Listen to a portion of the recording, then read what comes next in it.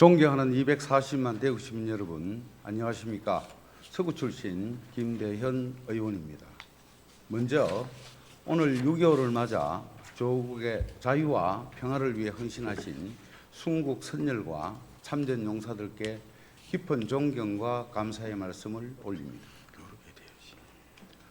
규제는 목적을 이루는 순간 족쇄가 될 뿐입니다. 오늘 본의원은 어린이 보호구역 속도 제한이 과도한 규제로 작용하고 있음을 지적하고 아이들의 안전도 지키면서 주민 불편을 최소화하는 최적의 대안을 제시하고자 합니다.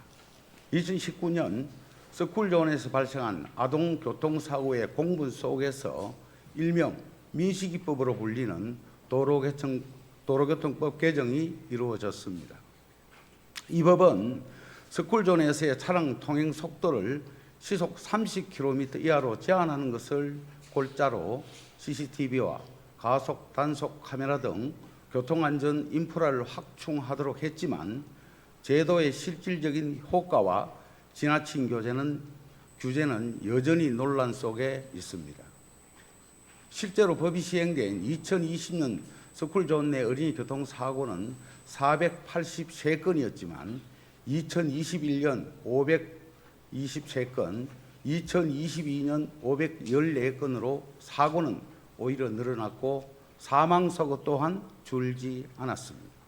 이는 서쿨존 내 사고의 원인이 운전자에 한정된 것이 아니라 불법 주정차된 차량으로 인한 시야방해, 보행자 도로 미확보, 아동 행동의 예측 불가능성 등 다양한 요인이 존재함에도 오로지 운전자에게만 모든 책임을 묻는 정책의 한계 때문입니다.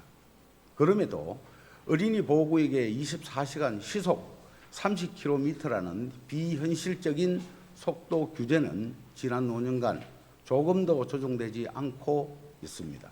본의원은 이로 인한 시민들의 불편과 정책의 한계를 4년 전부터 지적해 왔습니다.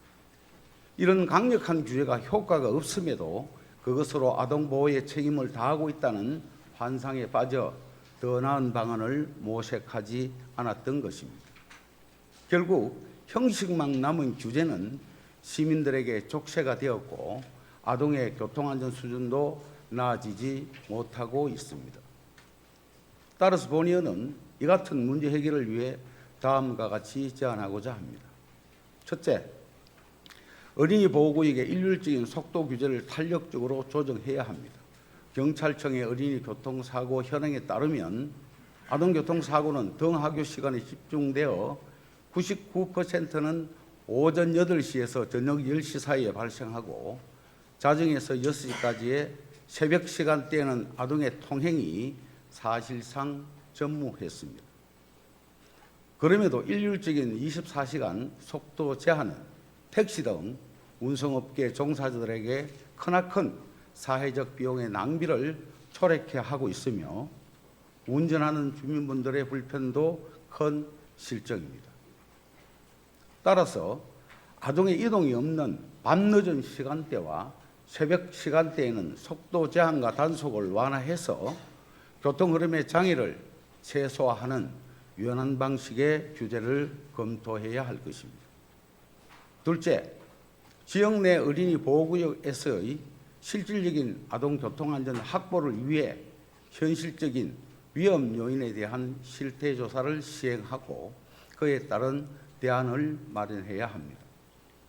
앞서 말씀드린 것처럼 어린이 교통사고의 상당수는 운전자의 시야를 가리는 장애물 등 복합적인 원인으로 발생합니다.